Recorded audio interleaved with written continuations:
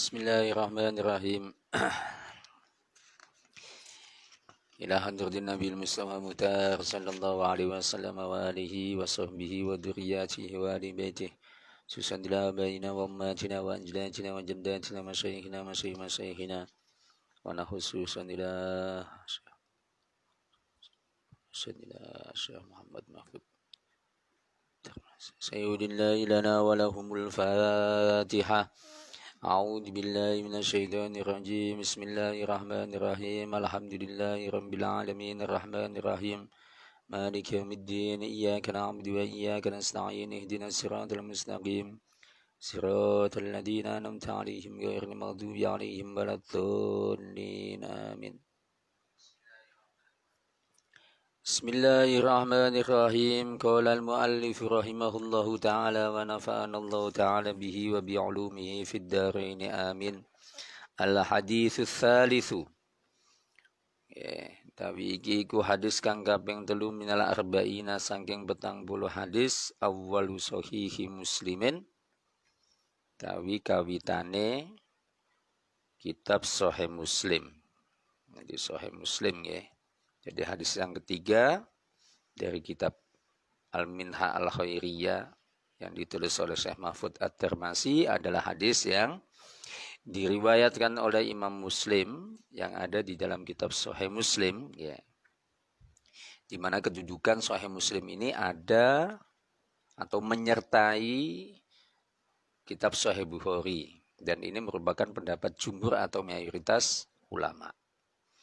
Ya. Kemudian ada komentar yang dikemukakan oleh Sayyid Ahmad Dahlan yang merupakan guru dari Syekh Muhammad Mahfud At-Tirmidzi. Pernyataannya apa? Wa amma ma yurwa an Abi Aliin an-Nisaburi annahu qala man tahta adimis samai asahhu min kitab Muslim ibn al-Hajjaj. Ya. Jadi ada sementara ulama yang menyatakan bahwasanya tidak ada di bawah kolong langit kitab yang lebih sahih dibandingkan dari kitabnya Sahih Muslim. Ini menurut Sayyid Ahmad Dahlan ya. Itu dinilai ya,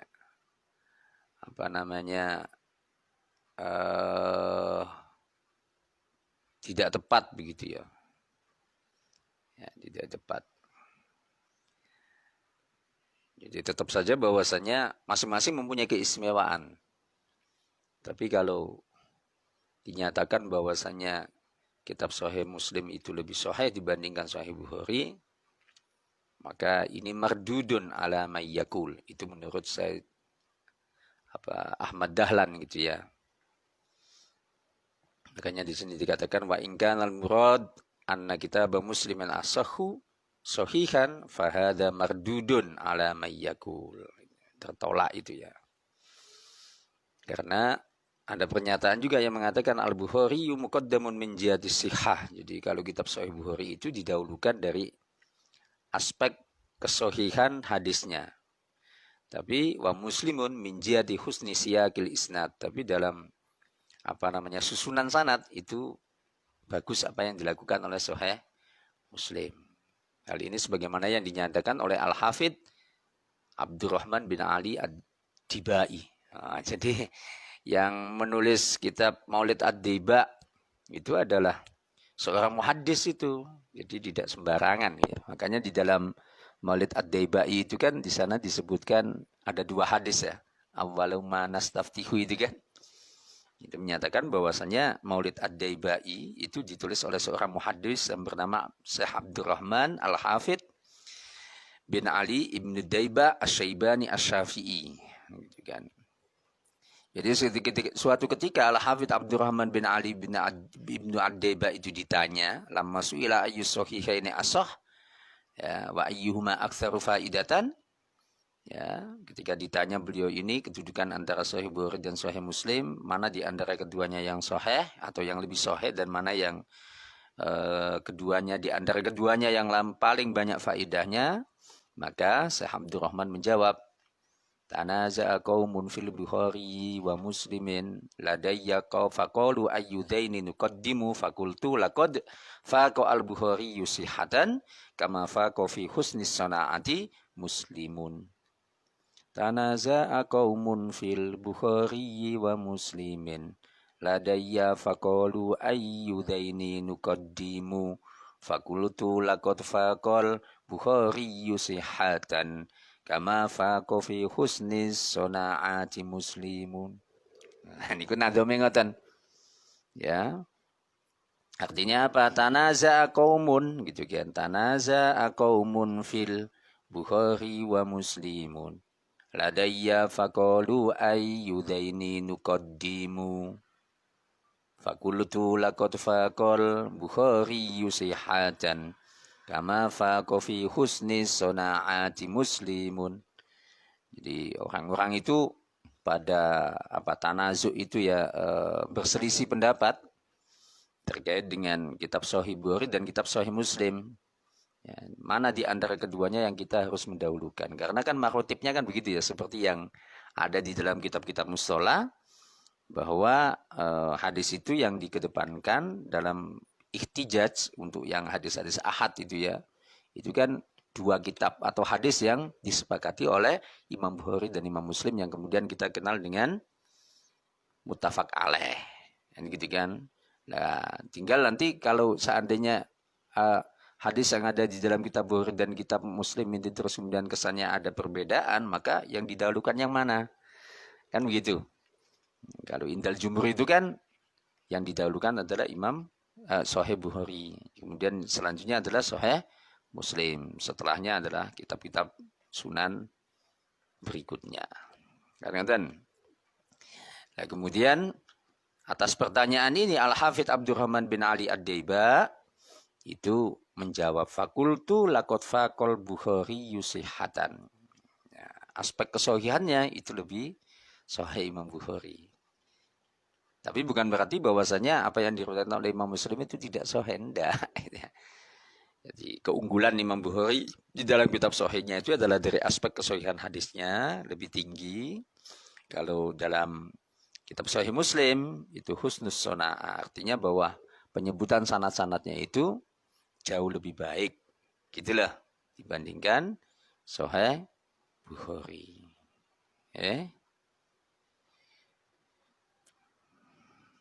Jadi ini marotipnya kan begitu. Jadi urutan-urutan penggunaan hadis itu kan mattafaqa alaihi al-Bukhari wa Muslimun, kemudian marwahul Bukhari, kemudian marwahul Muslim, kan nggak tentu marwahu Muslim gitu kan. Terus marwahu Abu Dawud, marwahu Nasai, marwahu At-Tirmidzi, kemudian yang terakhir adalah marwahu Ibnu Majah. Jumhur biasanya seperti itu kan. Kalau jumhur ulama hadis itu di situ menyatakannya atau membuat tertibnya seperti itu. Jadi apa yang membedakan antara Sahih Bukhari dan Muslim dalam sisi kesohihannya? Jadi kan kalau Imam Bukhari itu kan diketahui lebih selektif di dalam meriwayatkan hadis kan. Oleh karenanya Imam Bukhari itu mempersyaratkan dua syarat. Tidak hanya liqo, tidak hanya mu'asoroh, tidak hanya bahwa perawi satu dengan perawi yang lain itu sezaman, tapi juga ada ketentuan bahwa perawi yang meriwayatkan hadis dari perawi yang lain itu harus ketemu secara langsung.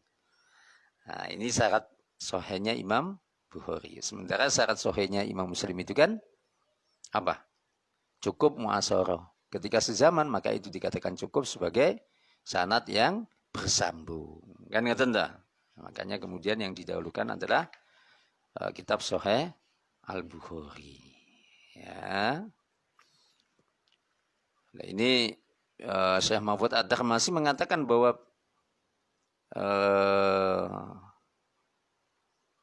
belajarnya beliau kitab Sahih Muslim ini gitu kan, atau meriwayatkan hadis-hadis yang ada di dalam Sahih Muslim ini dilakukan oleh Syekh Mahfud Ad-Darmasi itu secara sama'i gitu kan. Artinya beliau langsung mendengar dari awal sampai dengan akhir, dari awal sampai dengan setengahnya kitab itu beliau mendengar 2 kali. Ya, kemudian setelah itu mendapatkan ijazah. Jadi ini kan proses periwayatan hadis itu kan ada yang sama'i ya. Kalau kita melihat itu kan ada namanya ada tahammul wal ada. Bagaimana seorang perawi itu meriwayatkan hadis dari gurunya. Nah, Syekh Mahfud At-Tirmizi di dalam meriwayatkan kitab Sahih Muslim ini, ya kan, secara sama'i mendengar langsung dari gurunya itu tidak sampai hatam, hanya setengah dari kitab Sahih Muslim, ngeten nggih? Itu yang secara sama'i. Dan itu dilakukan Syekh Mahfud At-Tirmizi sebanyak 2 kali. Sementara selebihnya itu adalah dalam bentuk ijazah. Paham ya? Ijazah. Dan sanadnya lagi-lagi bersambung kepada Sayyid Abi Bakar bin Sayyid Muhammad Syato. Kemudian ke almarhum Sayyid Ahmad bin Zaini Dahlan. Kemudian Syekh Utsman bin Hasan Ad-Dimyati. Kemudian Syekh Muhammad bin Ali An-Sanwani dan seterusnya itu yang seperti kemarin disebutkan di dalam sanadnya kitab Sahih Bukhari. Tapi proses periwayatannya berbeda. Kalau Sahih Bukhari itu kan beliau proses periwayatannya menghatamkan secara utuh. Tapi kalau Imam terhadap kitab Sahih Imam Muslim, ini Syekh Mahfud At-Tirmizi meriwayatkan secara sama'i, yang mendengarkan langsung dari Sayyid Abi Bakar bin Muhammad Syato. Itu 2 kali tapi hanya setengah. Setelah itu kemudian beliau riwayatkan dengan cara ijazah. Ada tul munawala, ada tu tahammul, itu kan ada munawala, ada tu tahammul wal ada itu kan ada munawala, ada ijazah, ada asama, ada alkitabah, ada qiraah ala syekh dan seterusnya itu loh.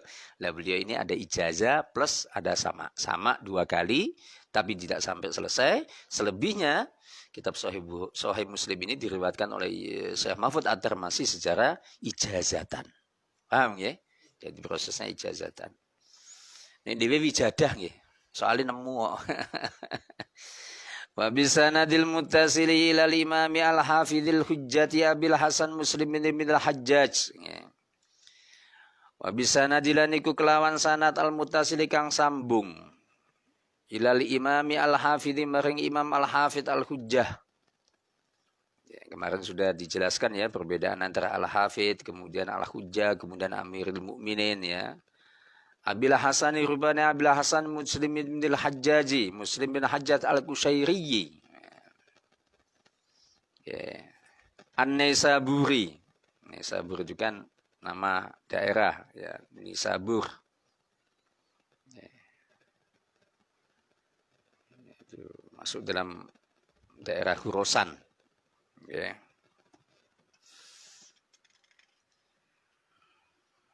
Nah, ini Imam Muslim ini kan dilahirkan pada tahun 204 Hijriah.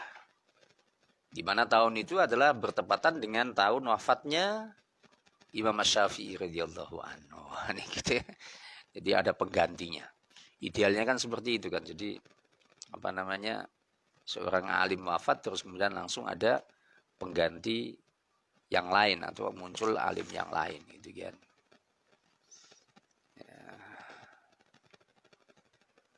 Ya, antara guru-guru Imam Muslim itu ya salah satunya dia Imam Ahmad bin Hambal, merupakan guru dari Imam Muslim. Kemudian Ishaq bin Rahaweh, ya kan? Kemudian Yahya bin Yahya. Murid-muridnya juga banyak. Abi Hatim Ar-Razi, Abu Isa At-Tirmidzi. Coba kalau kita lihat seperti ini kan berarti genealogi keilmuan itu ya nyambung terus kan. Ya, Imam Syafi'i itu muridnya Imam Malik, coba bayangkan. Imam Malik itu muridnya Imam Abu Hanifah. Imam Abu Hanifah itu masih menangi tabi'in kan begitu ya. Ya, bagaimana mungkin terus kemudian mereka ini tidak bersanad kan? Artinya sampai kalau diurutkan itu sampai kepada Rasulullah Sallallahu Alaihi Wasallam. Dan ini nyata. Ketika Imam Muslim itu berguru kepada Imam Ahmad bin Hambal misalnya.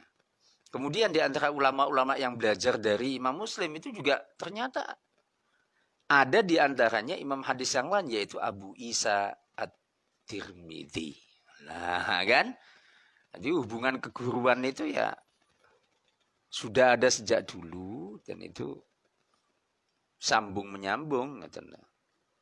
Ya.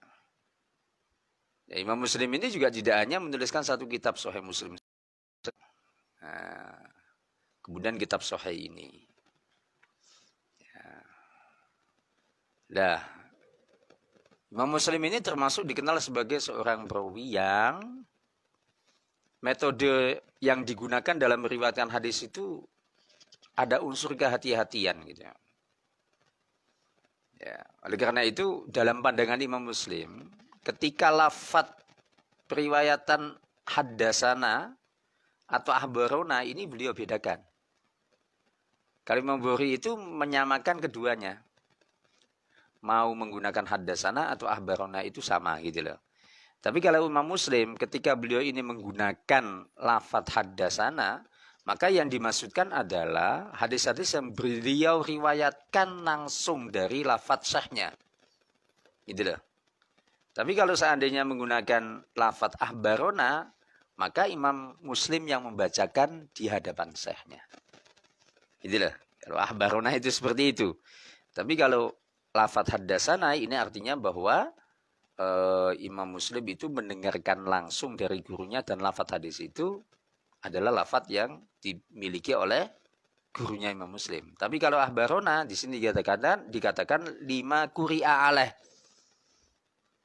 Artinya al-qira'ah ala syekh itu kan sebagai salah satu metode dalam meriwayatkan hadis. Jadi Imam Muslim yang baca di hadapan guru.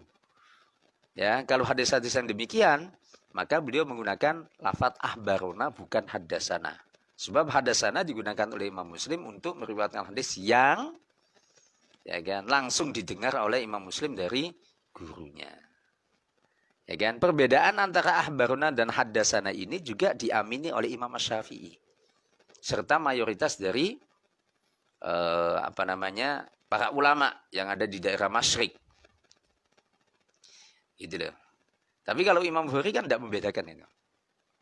Hadis-hadis yang lain juga tidak membedakan antara penggunaan lafadz ahbarona dengan haddasana. Nah, dari sini maka nanti panjenengan kalau misalnya membaca kitab Sahih Muslim kok di situ menggunakan lafadz haddasana, maka kita bisa mengidentifikasi bahwa ini ya diriwayatkan oleh Imam Muslim secara langsung dan lafadznya dari gurunya. Tapi kalau menggunakan lafadz ahbarona, maka yang dilakukan oleh Imam Muslim adalah al-qira'ah ala syekh. Berarti beliau membacakan hadis di hadapan syekh. Itulah proses periwayatannya seperti itu. Ya. Jadi sorogan itu ternyata sudah sejak dulu. Ya.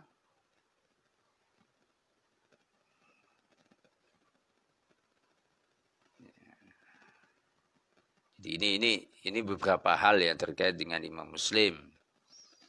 Ya.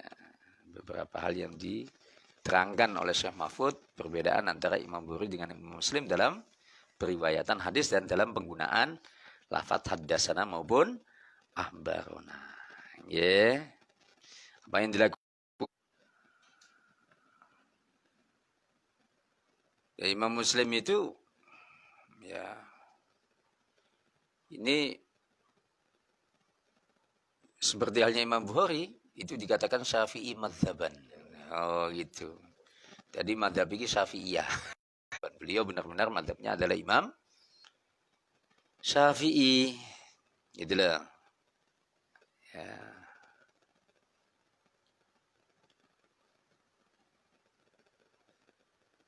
Dan terus apa hal yang perlu kita sampaikan ya. Nah, termasuk juga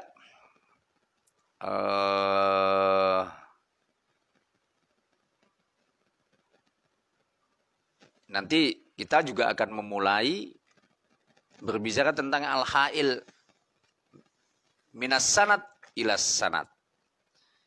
Kan gitu kan ya. Jadi ada yang namanya ha'il itu kan. Ada yang namanya ha'il. Jadi kalau ada sanad kemudian ada haknya, itu bukan berarti tanpa makna, tapi itu menunjukkan perpindahan dari sanad satu kepada sanad yang lain. Okay. Muslim itu lebih banyak dibandingkan dengan yang ada di dalam kitab Sahih Bukhari. Ya. Ini hal lain yang menjadi ciri dari kitab Sahih Muslim. Ba'da khutbatin tawilatin. Nggih, niki ta. Kala ngendika sapa sinten? Muslim. Dengan tadi kan bisa nadil muttasil ila imami al-hujjati Abil Hasan Muslimin al-Hajjat al-Qusairi an-Naisaburi. Sampun kan terus? Qala rahimahullahu taala terus salajengipun qala ngendika Imam Muslim ba'da khutbatin tawilatin. Dalam sawise khutbah tawilatin kang dawa haddatsana wis nyritakake nak ing kita sapa Abu Khaitsamah. Zuhair bin Harbin rubani Zuhair bin Harb. Haddatsana wis nyritakake nak ing kita sapa Waqi'un Waqi' an Kahmasin saking Kahmas an Abdullah bin Buraidata saking Abdullah bin Buraidah an Yahya bin Ya'mar saking Yahya bin Ya'mar. Al-ha'il at-tahwil minal isnad ila sanadin akhir. Terus napa? Haddatsana wasana nggih, wasana. Qala wasana. Wasana niku maksudnya singkatan saking haddatsana. Sapa Ubaidullah bin Muadzin al-Ambari. Wa hadza lam tabiiki ku hadise Ubaidullah al-Ambari.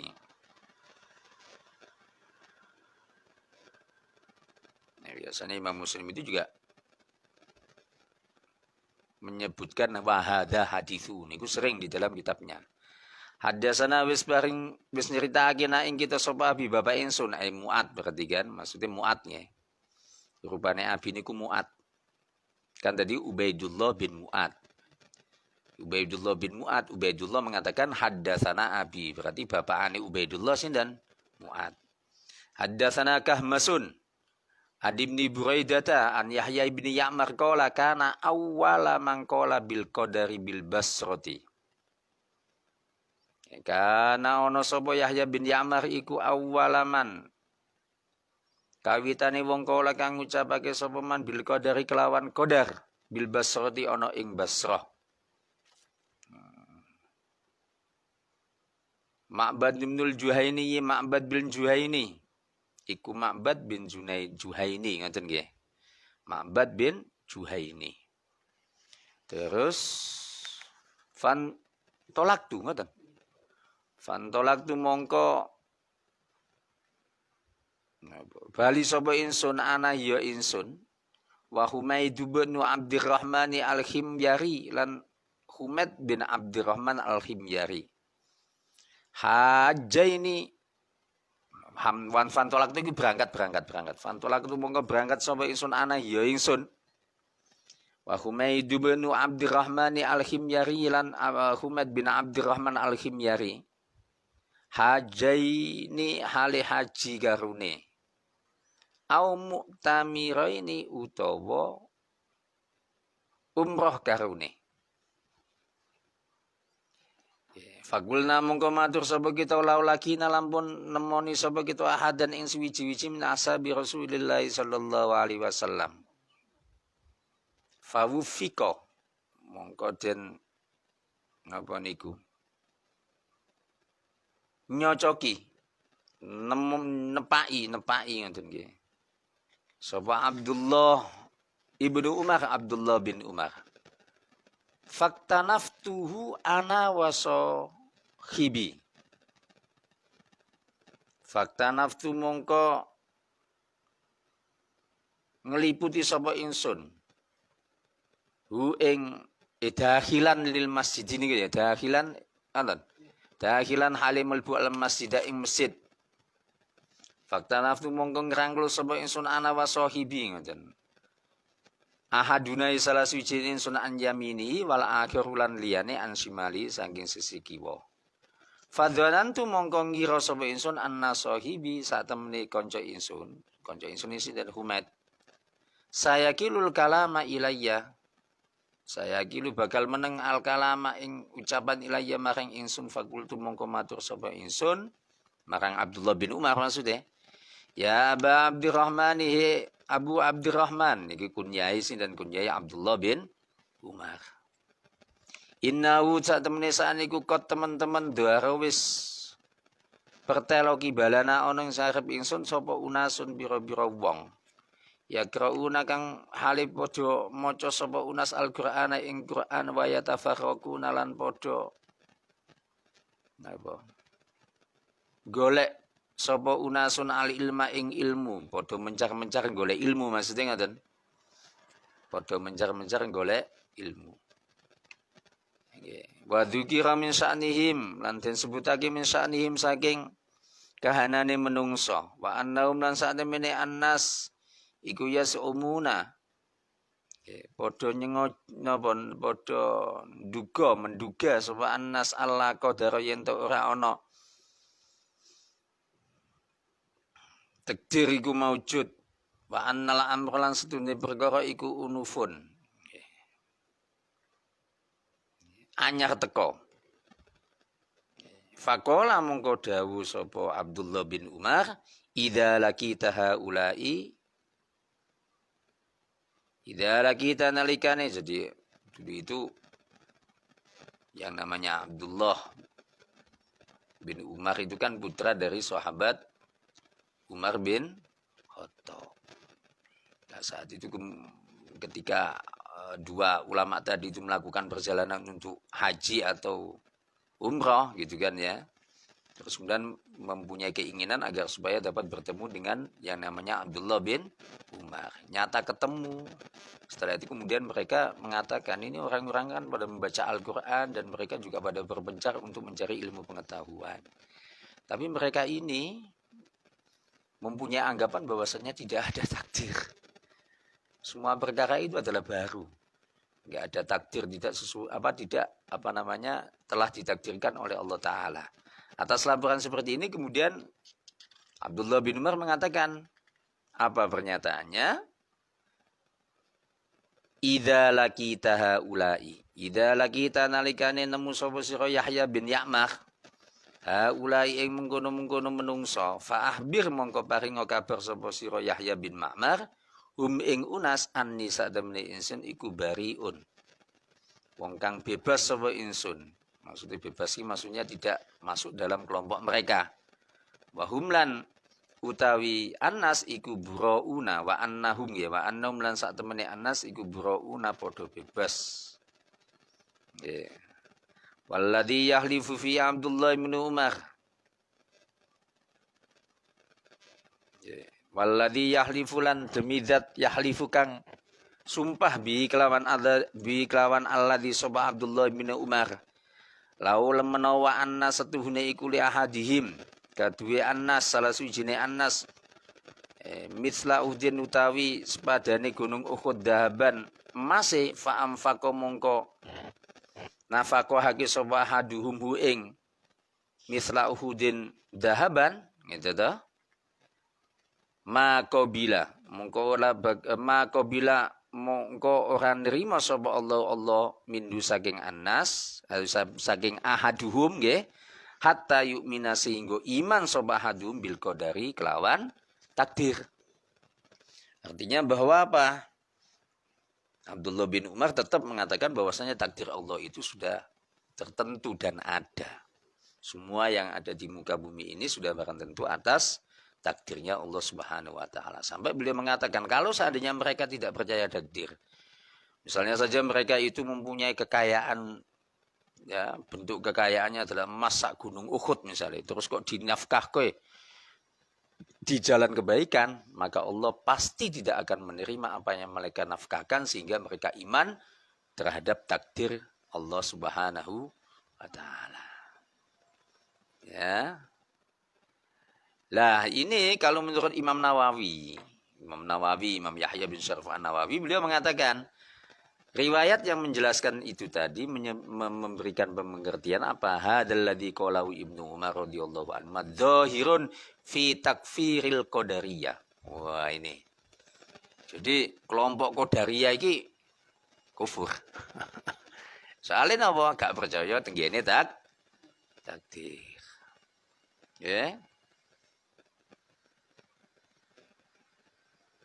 Ya, kalau orang kok mengatakan tidak ada takdir, ilmunya Allah itu tidak meliputi semua hal yang ada di muka bumi ini, maka apa? Qail al-qail bihada kafirun bila khilafin. Orang yang berpendapat demikian dinyatakan sebagai orang yang kafir tanpa ada perbedaan sedikit pun di antara para ulama. Itu menurut Al-Qadhi Iyad.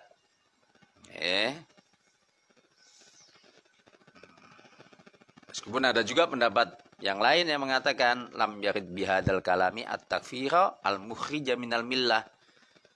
Ya kufur sih kufur, tapi bukan berarti keluar dari agama. Tapi apa? Ada yang menyatakan kufurnya itu hanya sebatas kufur terhadap nikmat yang diberikan oleh Allah Subhanahu wa taala. Tapi apa? Ma qabilallahu minhu, apa yang dinyatakan oleh Abdullah bin Umar, ma qabilallahu minhu hatta yu'mina bil qadar, itu dinyatakan dhahirun fit takfir. Artinya nyata bahwa itu menjadikan kelompok Qadariyah sebagai kufur. Paham nggih? Tsumma qala nuling ngendika sapa Abdullah bin Umar radhiyallahu anhuma, haddatsani wis paring hadis ni ing ingsun sapa abi bapak ingsun. Bapak ya Abdullah bin Umar nggih sahabat Umar.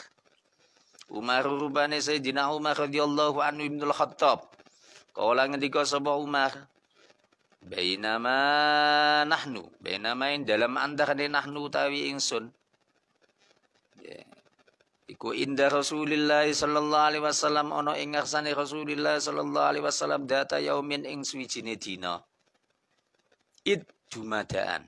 Id niku berarti faedah lil mufajaah. Ya. Id niku lil mufajaah. Niku nek tenggene ilmu nahwu niku. Manane napa? Dilalah ngoten lho. Ya, jadi tiba-tiba itu kalau bahasa Indonesianya. Jadi datangnya orang itu tiba-tiba. Itu loh. Pas sahabat kumpul dengan Kanjeng Nabi, kemudian tiba-tiba datang orang. Makanya menggunakan id. Ya.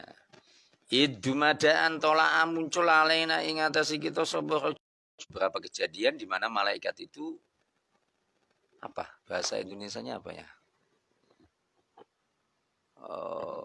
Jadi menungso. Berubah bentuk menjadi manusia. Syadidu bayadhi thiyabi kang banget putih pakaian, menggunakan baju yang sangat putih. Syadidu sawadi sya'ri kang banget irengi rambut. Ya. La yura kang ora den tingali alaihi ngatasé rajul apa asarus safari labete lelungan. Maksudnya tondo-tondo kalau orang itu melakukan perjalanan itu juga tidak tampak. Wala ya'rifu lan ora ngerti, ora kenal hu ing rajul minna sanging kita sapa ahadun wong siwiji-wiji. Samping itu juga tidak ada satupun di antara kita yang mengenal orang yang datang secara tiba-tiba ini dengan sifat-sifat tadi yang sudah dijelaskan. Wong enggak tampak seperti orang melakukan perjalanan jauh. Yeah. Hatta jalasa sehingga lungguh sapa rajul ilan Nabi maring Kanjeng Nabi sallallahu alaihi wasallam. Fasnada mongko nyandarake sapa rajul rukbatai ing dengkul lorone rajul ila rukbatai maring dengkul lorone Kanjeng Nabi sallallahu alaihi wasallam. Jadi Kanjeng Nabi berhadapan-hadapan. Ini menunjukkan bahwasanya saat itu orang yang baru datang tadi ya, itu duduknya memang posisinya berhadapan-hadapan di hadapan Rasulullah SAW. Bukan bersamping atau bersandingan, bukan, tapi berhadapan langsung. Nah, ini kan menunjukkan bahwa orang itu kalau belajar ya seperti itu. Nah, jadi ini salah satu, iya, jadi ini wong ngaji ya depan-depan, ngaji kok sunggur-sungguran, muridnya madep kono ya ora. Jadi ini kan menunjukkan bagaimana adabnya seorang murid terhadap guru itu salah satunya adalah mendekat kepada gurunya. Sebagaimana yang diajarkan oleh malaikat Jibril ketika beliau ini sowan kepada Rasulullah Sallallahu Alaihi Wasallam. Itu loh. Jadi ini mengandung unsur ya, bagaimana adab seorang murid terhadap gurunya.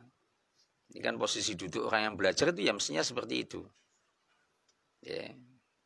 Ya, saat itu malaikat Jibril malah dekat sekali dengan Kanjeng Nabi. Ya, dekat sekali. Kemudian waqala lan ngendika sapa rajul, matur sapa rajul, ya Muhammad wa Kanjeng Nabi Muhammad. Sebenarnya ini juga dirasakan iskal. Iskalnya apa? Masa malaikat Jibril ngomongnya ming ya Muhammad, itu kan. Padahal Allah Ta'ala kan berfirman, la taj'alu du'a rasuli bainakum ka du'a ibadikum ba'don. Mulon dewi gini, nganu ya Kanjeng Nabi minimal ngoten to. Rasulullah kan ngoten to. Ya. Dalam Al-Qur'an sendiri itu kan semuanya menggunakan kata-kata itu kan ya Rasulullah gitu kan ya.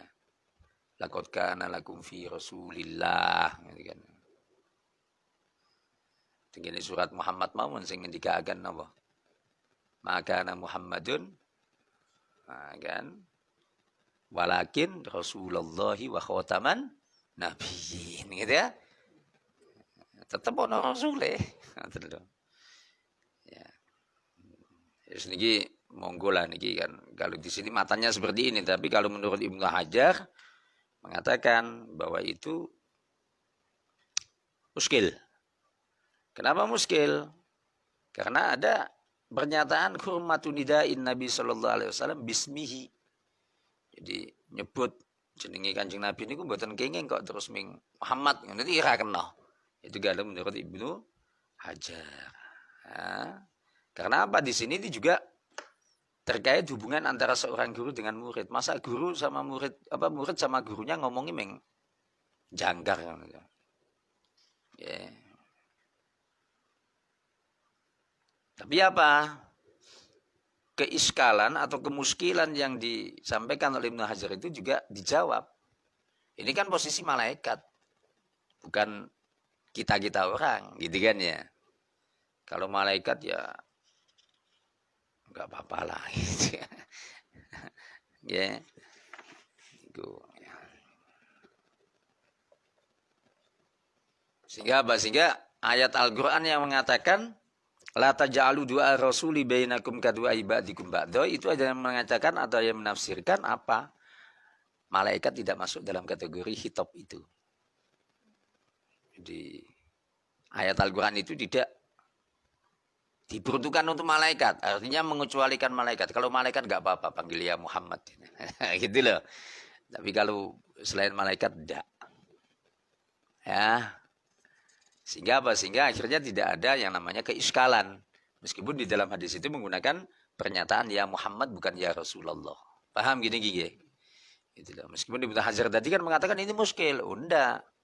Ya, Ibnu Hajar mendasarkan kemuskilannya kepada ayat Al-Quran itu. Tapi kemudian para ulama mengatakan ayat Al-Quran yang menyatakan bahwa la taj'alu du'a ar-rasuli bainakum ka du'a ibadikum ba'da itu adalah mukhotobnya selain malaikat. Sehingga kalau malaikat tidak apa-apa.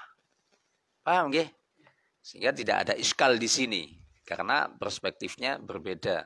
Apakah malaikat itu termasuk dalam mukhotob di dalam ayat Al-Quran itu atau tidak? Kalau tidak termasuk ya tidak ada kemuskilan sama sekali. Karena ayat itu sejatinya untuk orang-orang bukan untuk malaikat. Seperti itu, nggih.